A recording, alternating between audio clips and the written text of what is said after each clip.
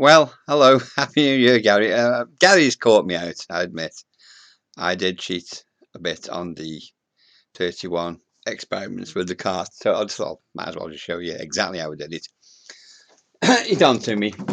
So, what I did was, I hid underneath the cart.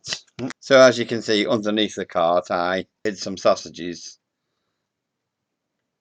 and a pork pie. I've since had the pork pie.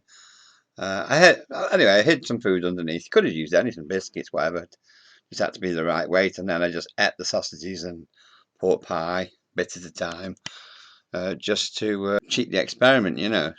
But anyway, so there you go. That's how you cheat an experiment and try to fool someone like Gary. But of course, you can't fool Gary.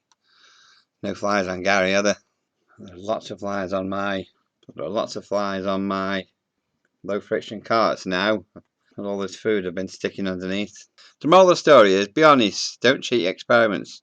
Show nature as it really does behave, Steve. I'm not going to do this again. No more cheating, I promise. From now on, I'm only going to do honest experiments and show that the kinetic energy formula doesn't work ever.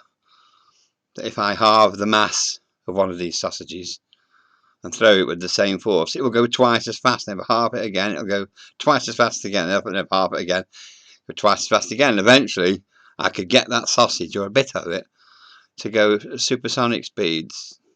It's obvious, isn't it? Sorry, Gary. Happy New Year.